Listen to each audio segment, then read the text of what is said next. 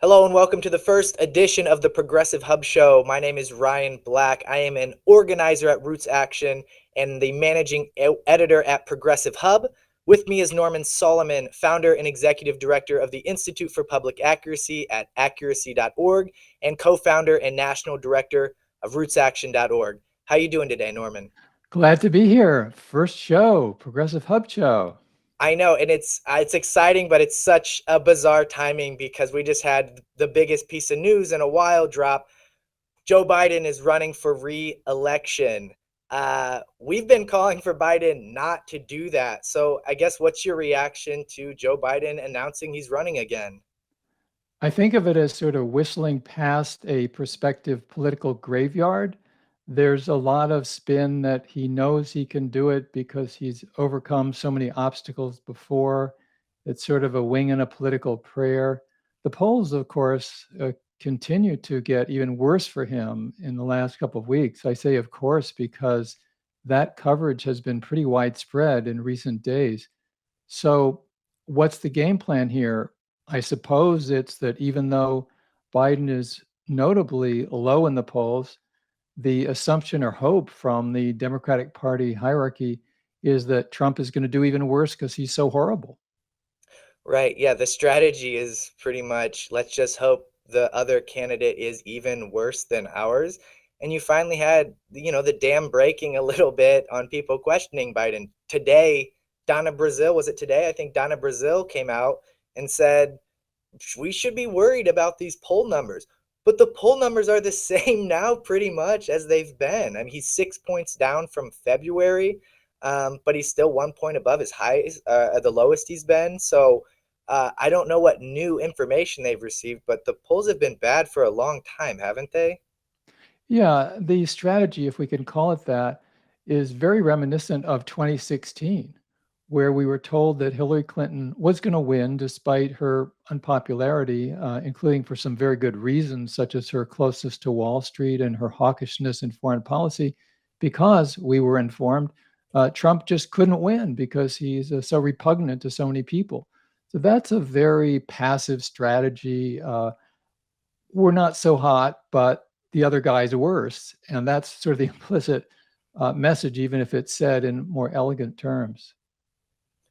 Right. And I think one of the big fears is he's not going to have the activist base that he had last time. He's not going to have the support from young people. You see it in the polls, but just looking at the policies, we put together a 30-second ad after Joe Biden approved the Willow drilling project up in Alaska. And let's watch that real quick. About how you feel about drilling in the Arctic refuge. Totally opposed to it. Completely, totally Excellent. opposed to it. No more drilling on federal lands, period. Period, period, period. But the Arctic Circle is a disaster to do that. A big disaster, in my view. Period, period, period, period.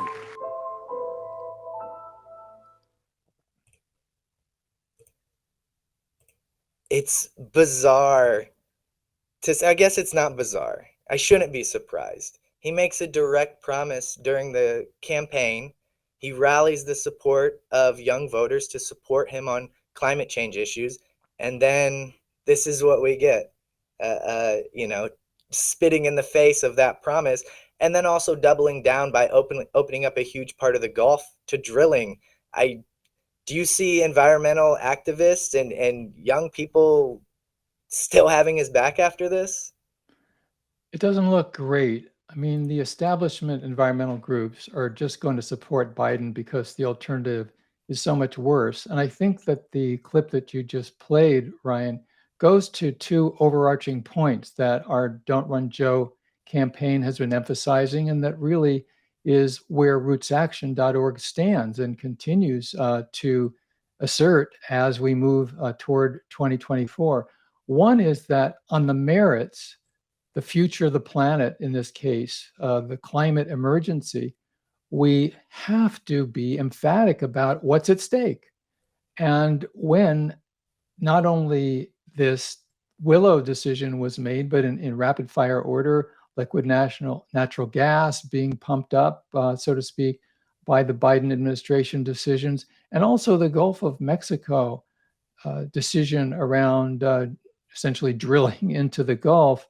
It didn't have to be nearly as wide. The excuse was, well, we had to cut a deal with Manchin and the Senate, et cetera, et cetera. But the White House had a lot of latitude as to how many square acres would be allowed. And uh, Biden went really large. There's a consensus essentially in the mass media in recent weeks that Biden is moving towards the center, so to speak. And that undermines the need to protect low income people, to move against militarism, to do something substantive to counter the climate emergency. It also, I think it's fair to say, is largely bad politics in terms of defeating Republicans next year. As you referred to, Ryan, young people made the difference in 2020, and it's going to be very difficult to persuade the young voters overall to turn out for Biden next year, if indeed he is the nominee. We know that the polling has been just almost unbelievably abysmal for Biden among young voters. Those under 30, polled last summer by the New York Times, 94% of them said young Democrats, said they wanted a different nominee than Biden. And so when you undermine your base, what's the game plan here? Well, it seems to be that, well, we're going to capture the so-called moderate voters, even moderate Republicans, whatever that is. But we know from polling that we've got we're looking at tremendous support for Trump among Republicans. And so it's a fairly rare species that's called moderate Republicans. And yet Biden and his team are sort of moving towards them to try to win those votes while he's eroding the base that got him elected in the first place. Right, and it was a base that was apparently happy enough to deliver him really solid midterm results, right? So what was so weird to me was we anticipate Democrats moving right for the general, but he delivered in the midterm, so it just seems nonsensical. If we're calling him the most progressive president ever, and then he did well in the midterms, why would you change track and move right to search for voters that aren't there when progressive voters are telling you they will show up if you can deliver policy? Biden's constituency ultimately in his career has been primarily Wall Street and media, and now big tech and fossil fuel industry. And if we look back at what he has been doing in recent weeks, he's already running a general election campaign. I mean, that's the mentality, and a rather craven one at that. Arguably very counterproductive. Mondale did it in '84. Dukakis did it in '88. And Hillary Clinton did it in 2016. It's rather than being any sort of shrewd strategy, it is a very hazardous one. So then we have those, again, back to those 2 points. On the merits, we need a progressive agenda to be advocated and fought for by people in leadership positions in government. Biden's been moving in the opposite direction. And then in terms of mobilizing the base to actually defeat Republicans, again, Biden's been moving in the wrong direction. Right. Moving on now to maybe some different news, some good news, some bad news. Daniel Ellsberg has been on the minds of organizers across the country and really the world for the last few months. Many of us received an email from Daniel Ellsberg informing the world that he has inoperable pancreatic cancer, and he was only given a few months left to live. However, he's been extremely active. He's been going and doing interviews. He's been writing. He's made himself very visible, and he's not giving up the fight that has been the fight of his life, which is anti-nuclear weapons, ending war, and protecting whistleblowers. Norman, for people who don't know, can you explain who Daniel Ellsberg is and why he's so important to the whistleblower community and to anti-war activists? Well, it is stunning how many people don't know much or anything about Daniel Ellsberg, even to the point when Roots Action Education Fund teamed up with the Institute for Public Accuracy 5 or so years ago to hand deliver to every DC office of members of the House and Senate Dan Ellsberg's brilliant and chilling book, The Doomsday Machine. We had people who we met in those congressional offices who were not of the Daniel Ellsberg generation or the generation that came after it, but people in their 20s and 30s whose minds and countenances were blank when Dan Ellsberg's name was brought up. And I would ask, are you familiar with Daniel Ellsberg? And all too often the answer was no. So that speaks to the mass media, it speaks to our so-called educational system. And the reality is that Daniel Ellsberg was the leading whistleblower in American history. And because he was willing to release the Pentagon Papers in 1971 at risk of more than 100 years sentence to go to prison, he heroically informed the American people and the world with documents that 4 presidents through the Johnson administration had consistently lied publicly about the Vietnam War, reasons for it, and how it was being conducted. Daniel Ellsberg, for more than 50 years now, has been a very courageous, clear, outspoken advocate with his words, with his writing, and with civil disobedience for challenging the doomsday machine, for pointing out the insanity of the nuclear arms race and the US government's driving role in it over recent and many decades, really since Hiroshima and Nagasaki were attacked with nuclear weapons in 1945. That's where we are today. Daniel Ellsberg announced his diagnosis of pancreatic cancer in early March.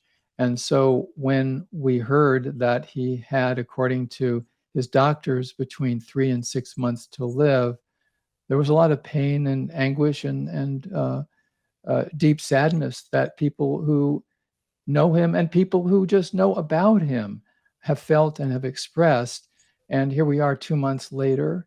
And as you mentioned, Ryan, Daniel Ellsberg has just been speaking out loud in many different ways. He's been emphatic, he's been eloquent, he's been moving. He's been on one podcast and TV show and interview after another.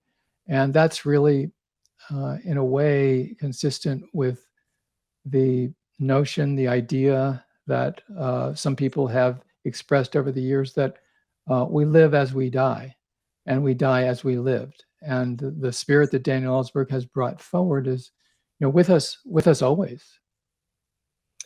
Yeah, he recently did an excellent interview with Amy Goodman over on Democracy Now, which I had pulled up here. And there was a really great quote I pulled from it to post. And I think it's true, and it's something that everyone needs to think about, people in positions of power. He said, if I were asked what regrets I have today, that they would have to do with doing a job I was asked to do that I knew was wrong for the country, and I did it to the best of my ability. The water was carried on by people who acted like that. I think that's just something to remember, whether it's police officers or the military or people making weapons. You're carrying the water for things that are not good, and it's up to individuals can really break that cycle and can really make a difference with their voices if they use them. I wanted to quickly share an interview I did with Jeffrey Sterling. Jeffrey Sterling is a former CIA officer, a whistleblower himself, who got a lot of support from Daniel Ellsberg when he first came out. So I wanted to quickly share that interview really quick. With me now is former CIA officer turned whistleblower Jeffrey Sterling. Jeffrey, how are you doing? I'm good. How are you? Thank you for having me. Of course, doing well. As we record, it is Daniel Ellsberg week, a week for honoring whistleblowers and peacemakers. Could you quickly tell me, who is Daniel Ellsberg to you, and why does he matter to the whistleblower community? Daniel Ellsberg means a tremendous amount to me. He is a personification of whistleblowers. As I said before, when you think of Daniel Ellsberg, when you think of whistleblowers, you think of Daniel Ellsberg. Maybe he's whistleblower number one. That he's being honored with a week is just so fitting and so appropriate and so needed. And just for whistleblowers in general, because he keeps the eye, he keeps our attention there, where it needs to be, that there are people who will stand up for the truth, those who will blow the whistle on wrongdoing and illegalities by the government, especially. And for me personally, when I was released from prison after being wrongfully convicted of leaking classified information, he reached out to me because, he had those experiences as a whistleblower and going through that hell, if you will, of being charged under the Espionage Act. And that meant a lot to me. So, there's the, cultural aspect of Daniel Ellsberg that is important, but there's also that personal aspect for me. Right. And, speaking of your experience as a whistleblower and being on trial as a leaker and falsely charged and all of this, can you quickly run through your story and how you became a CIA whistleblower? Yeah. I joined the CIA, all the ideologies of serving my country, doing the right thing, sort of thing. And I was working with, I was an Iranian expert. I spoke Farsi, learned all things I could about Iran to be an effective clandestine officer facing the Iranian target. I was involved in an operation that I was assured of safeguards. The operation was designed to thwart or slow down the Iranian nuclear program, their aim for nuclear weapons. I was given assurances about the operation, that it was safe, that it would be effective. The design of the program was to have me work with a Russian scientist to get faulty nuclear plans, faulty plans to a nuclear weapon to the Iranians. Well, the plans weren't faulty. They were just obvious and obviously fixable. I sounded the alarm about that, and because instead of thwarting or slowing down the Iranian nuclear program, giving them plans, real plans to a nuclear weapon would speed their program up. I made my concerns known. I was summarily, shuffled out of the operation I was involved in and eventually from the agency. I took my concerns as a whistleblower to the Senate and House Intelligence Committees. The end result of all of it was that I was eventually charged with violating the Espionage Act because information related to that operation ended up in the hands of a journalist who published it in a book. I was put on trial for violating the Espionage Act, and amazingly, on absolutely no evidence, found guilty and served 2.5 years in prison. Wow, that's insane. And you maintain your innocence, of course. Oh, absolutely. I did not convey or transmit any classified information to anyone. I always played by the rules when I was with the agency. I did so when I went to the intelligence committees. I did so when I filed my lawsuit against the agency. So it very interesting and difficult track. And again, a big foundation for my issues with the agency also, or at least the agency's animosity towards me, was that while I was at the agency, I filed a suit against the CIA for racial discrimination. I was a up-and-coming case officer in the Directorate of Operations with the agency, and I wasn't receiving the same opportunities as other officers. I wasn't receiving the same tools or support trying to be a case officer, yet I was expected to do the same, if not more, than other officers, other white officers in the same position as mine. I did sue the agency because, the agency told me when I asked why, my management told me to my face, you kind of stick out as a big black guy speaking Farsi. I was successful as an officer with the agency, yet when it came time for my promotion, when it came time for me to rise up in the agency, then they realized I was Black and that I couldn't be part of their club. And I did sue the agency for racial discrimination. My suit was not allowed to go forward. I didn't lose my lawsuit against the agency. It wasn't allowed to go forward because the then presidential Bush administration, the agency Department of Justice, argued that for my case to go forward, it would pose a threat to national security. I'm still taken aback by just the reality of that a Black man fighting for his civil rights in this country is a threat to national security. So my case wasn't allowed to go forward, not on the merits, but because of national security. Yeah, that seems to be a pattern we see continually. So it sounds like you were dealing with racism being treated unfairly. And then when you tried to go above and beyond, when you tried to actually stop Iran from getting a nuclear weapon, because the strategy that the CIA had put in place was to give Iran fake plans. They were actually not that fake. They were good enough that they could have quickly just resolved and ended up with a nuclear weapon. Absolutely. Absolutely. And I made my concerns known because, of course, I was given every assurance that this operation was safe. There was no threat would be posed to the U.S. If anything went wrong with the operation. I was assured that the highest levels of government had approved the operation. But in an instant, I realized and it became apparent to me that all of those assurances they were lies. This instead of a useful operation, it became a dangerous one.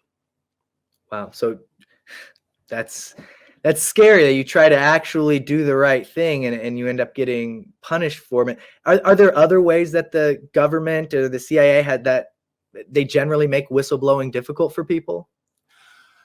There's no protections for whistleblowers. If the government is the one being accused of wrongdoing or violating the law, there's no protection for those whistleblowers.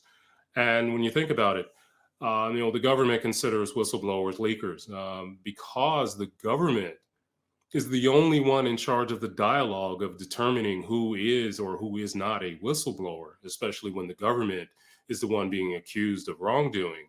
There are no whistleblowers. There's only leakers. The government gets up and their case and their arguments mainly center around character assassination of the individual who is whistleblowing. It's like, this isn't a whistleblower, this is a leaker sort of thing. They focus on that individual. They take our attention away from the issue at hand, the illegality at hand. They take our attention away from that and focus on the individual. So you're essentially blaming the victim because, to the government, because they're in charge of the dialogue, there are no whistleblowers. There's only leakers. So there are no protections for whistleblowers in that context. Wow. If you could go back, do anything differently, would you do anything differently? Certainly not. That's a question that I've always had. I've certainly had time to think about, especially while I was sitting in federal prison. But no, I would not have changed or done anything differently. One thing for me is always being able to like the person I see in the mirror. And had I, one, not stood up for myself against the discrimination, had I not stood up against a faulty operation at the CIA, had I not, stood up against the false charges of violating the Espionage Act, I never would have been able to really look at myself in the mirror. I know it's been a difficult road. I've been through some hellish experiences, but I wouldn't change anything because I wouldn't change anything about me. Definitely expect more from him. He has tons of insights and he's been through a lot. Wanted to move on to another whistleblower, but quickly, I'm going to share my screen real quick and remind everyone that you can go to progressivehub.net, and on all of our stories are on the left, and to the right, there's an action associated with the stories where when you read something that makes you mad, that makes you want to get up and do something at progressivehub.net, you can do it right then and there. On this story, our one of our recent stories about Daniel Ellsberg, on the right side, you can write into your senators and your congressperson and tell them to advocate for the elimination of ICBMs, which has been a major lifelong journey for Daniel Ellsberg. So, in supporting him and supporting all of us and trying to create a world where we're not afraid of dying from nuclear weapons, write your senators and representatives and tell them to advocate for the elimination of ICBMs. There are tons of other things you can do on Progressive Hub. On our homepage here, top right, if you click Take Action Now, you will get a giant list of actions that you can sort, and you can find what it is that you're trying to do right now, and you can take action. You can share it with your friends, all sorts of things. So strongly urge anyone who hasn't been to the Progressive Hub page to go over there and check it out. Okay, now moving on. Let's see, where are we? So while we're honoring Daniel Ellsberg, while we're talking to Jeffrey Sterling, it's important to note that Julian Assange is still under attack from the US government. Most recently, if I can get this, no, we won't share that now. I will just read this quote from Marjorie Cohn at Truth Out. The Biden administration recently expressed outrage that Russia arrested journalist Evan Gershkovich of the Wall Street Journal, a United States citizen based in Moscow, for practicing journalism. Gershkovich is now incarcerated in Russia, facing espionage charges that could garner him 20 years in prison. His appeal to lift his pretrial detention was just denied, and he was refused a consular visit. Meanwhile, however, the Biden administration continues to demand the extradition of Australian national Assange for obtaining and publishing evidence of U.S. war crimes. Norman, will the fight against Assange ever end, or is the U.S. just absolutely, you think that we're just dead set, we're never going to give up this fight against him? Well, the U.S. government has always been hostile to WikiLeaks as an organization and what it's doing, and Julian Assange as the editor and publisher. When the U.S. government, as it should, demands the release of a journalist in Russia, saying quite accurately that someone should not be punished for, quote, practicing journalism, that also should apply equally to Julian Assange, the editor and publisher of WikiLeaks. The real analogy, the best one, I think, between, say, Daniel Ellsberg and the Pentagon Papers and Julian Assange and the material that has been released over the years by WikiLeaks, the best analogy is really that in this case, WikiLeaks is like the New York Times, and Chelsea Manning was like Daniel Ellsberg. They were the sources. They were the people who courageously provided information that the public should have to the public via a media outlet. And one of the really pernicious things about the US government stance toward Julian Assange is that it rewrites history, scrambles the deck, and distorts the reality that, like many other media outlets, although not as frequently as WikiLeaks, WikiLeaks has released information that the US government didn't want the public to see or read or know about, or in the case of the notorious collateral murder video, to see. These were, according to the US government, crimes. They were making journalism a crime because in those cases, the US government didn't want the journalism to be practiced because they didn't like people being informed. I think it was Orwell who said that if journalism means anything, if it's going to be meaningful, it's going to share information that some people really don't want to see shared. And so ultimately, Julian Assange, as a journalist, is being persecuted while the US government proclaims that it is a protector and supporter of journalism. Right, and I think we all know that's definitely not the case. From that to Nord Stream to whatever, the United States and the United States media apparatus isn't all that interested in digging into things that could hurt their access to the White House, for instance.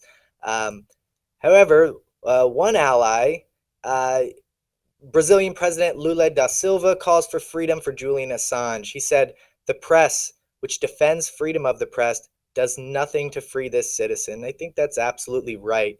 Just a reminder that you can go on progressivehub.net, and on actions like these, we have Tell President Biden, stop punishing whistleblowers. You can write to the White House now, and let him know how you feel. Obviously, it's ridiculous that we're trying to punish somebody for telling the truth. And that goes from Daniel Ellsberg, who faced 100 years in prison, uh, to Jeffrey Sterling, who served 2.5 years, to Julian Assange, which who knows how long he would be. I mean, he's already been removed from society for how long has it been now? Has it been a Gee, decade or I want to say 6 or 7 years if you 7? include his forced exile in the Ecuadorian embassy in London. I would most certainly include that because if he walked out, he would have been arrested. Sure, and that might have been well more than 7. It's a very, very long time that he's been essentially de facto house arrest and now not only imprisoned in Great Britain, but under brutal, torturous conditions, including solitary confinement, not being allowed to get adequate medical care with severe health problems. Yeah, it is sad. Moving on to what Julian Assange actually got in trouble for, the stuff that he was actually reporting, the leaks that WikiLeaks leaked. You recently wrote an article, Norman, called Bush's Mission Accomplished 20 Years Later. Can you talk to us a little bit about what Bush accomplished? Did he accomplish his mission? Yes, people can find that article on progressivehub.net. I was really struck by the 20th anniversary, which recently occurred, of the mission accomplished speech that notoriously President George W. Bush gave on the deck of an aircraft carrier, the USS Abraham Lincoln, on May 1st, 2003. And he did that under a red, white, and blue banner that said mission accomplished. Since then, it's become notorious because obviously from a military standpoint, the mission of the invasion of Iraq that had occurred in March of 2003, it was not accomplished. And resistance, insurgent, fighting back against the occupiers grew and grew. And there were several thousand American soldiers who died in that war. There were hundreds of thousands of Iraqis who died because of that war, because of the US invasion and occupation. And so, one line of analysis is to remind people that what Bush proclaimed turned out to be false. I think another line of analysis, parallel and arguably a lot deeper, is that the mission itself, whether it had been ultimately accomplished or not, was wrong and should have been rejected for many reasons because of the slaughter, because of the violation of international law, because it was based on lies methodically produced by the US government from the top down and parroted by news media. And so we have the sort of the traditional liberal media, centrist media critique that says, oh, Bush said mission was accomplished, but it really wasn't. That's true. That's something to criticize. But the underlying problem that we still need to illuminate and address is the assumption that the US military should have and does have the prerogative to intervene with weapons and troops as it deems necessary anywhere in the world that it thinks it can get away with it. And this is a notion that is deep, it is wide, it is tacitly and often explicitly accepted by the US media or what might be called the military industrial media complex. Rootsaction.org is here to challenge those kind of assumptions. And we certainly hope that people will go to progressivehub.net, on a daily basis and participate not only in learning more and seeing latest developments, but also, as you mentioned, Ryan, our articles virtually always have an action component where you can not only see what is wrong, but immediately help to do something about it. That's right. And on your article, Bush's mission accomplished 20 years later, the action there is to ask your representative to commit to cutting the military budget by at least 10%, which is not enough, but it is a start. And if we could start building a coalition of electeds who actually want to cut the military budget, who actually want to take those billions and billions and hundreds of billions of dollars and redirect those towards human needs, towards education, towards healthcare, towards housing, towards food and sustainability and uh, green energy. That would be a much, much better use of the money. There's also an interesting, like, onion of lies in this narrative here. You know, I framed it ridiculously on purpose. Obviously, you can't have mission accomplished. So that's the first lie. And then under that was, how could you accomplish a mission when the mission itself wasn't possible? There were no weapons of mass destruction. If the mission was to prevent Saddam from using weapons of mass destruction, well, they didn't even exist. And then you go even deeper, the lie that it was okay for the United States to go there in the first place. You know, it's a foreign policy built on unaccountable militarism. And it's going to take people like us. It's going to take people writing their senators and congresspeople and getting out in the streets and making noise and demanding peace for us to start building a society that cares about peace, right? When we hear that Saddam Hussein was an evil tyrant, I certainly agree. I was in Iraq before the invasion. I saw the results of the tyranny, and it was a regime that tortured political opponents. If the US is opposed to that, as we should, then a first step would be to stop supporting regimes that torture, like in Saudi Arabia, for instance. So the imperial assumption that the US government should get to make things up as it goes along, have principles proclaimed and violating them at the same time, willy-nilly, that just should not be accepted. Right. Yeah. The idea of the United States always seems to support the International Criminal Court when they're going after one of our enemies, but the United States themselves are not signed on to the International Criminal Court, and a Yeah, well, number of really, UN by any resolutions. even-handed standard, if Vladimir Putin is a war criminal because the invasion of Ukraine, and I think he is, then George W. Bush is a war criminal because of the invasion of Iraq. And you can ask yourself how many times you've heard such an assertion in the mainstream corporate US media. Probably the answer is zero. I think that's right.